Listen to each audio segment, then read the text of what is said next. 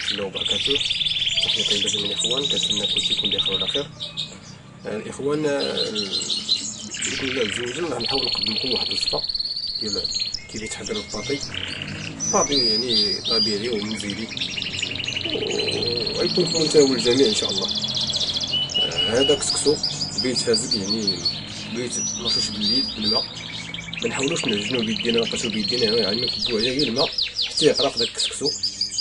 وفي الصباح الباكر ان شاء الله كنحاولوا نستعملوا هاد الوصفه هادي، وباذن الله ان شاء الله نبداو. هذاك الكسكسو كما قلت لكم، هادي السويده ديال الذره كتضاف الكسكسو. كاين اللي كيدير في الشابلور يعني ياخذ الطحون، كاين اللي كيدير في يعني القطاني مثل العدس الحمص، يعني على حسب رغبه المولود. هادي الحبوب، كاين اللي كيدير في النيجير، كاين اللي كيدير في الحبوب السنباته، يعني يكون واحد التيريط.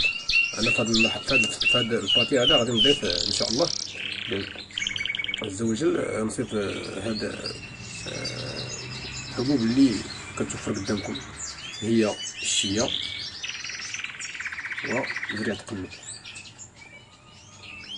كمية كمية معقولة. كنضيف حتى البروكلي، يمكن الانسان يضيف جلبانة ولا خيزو ولا قرعة كورجيط، يعني اي حاجة بغا يضيفها بهاد الشكل. هادي هي الطحونة، هادي منها شواط طحونة باش تكون ساهلة، يولي الطائر باغي يمكن يستافد منها باغي. بطبيعة الحال البيض يعني كمية معقولة، ما تكونش كمية كبيرة.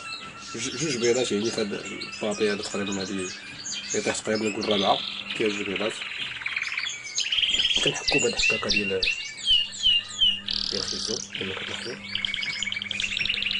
هذا العظم ديال السيبيا اللي متوفرش على الكالسيوم، انا كنستعمل الكالسيليكس، كنستعمل في نفس الوقت هذا. ما كنصحش الاخوان باش يستعملوا قشور البيض، يعني انا ما كنصحش، انا ما كنصحش، والاخوان عنده راي اخر.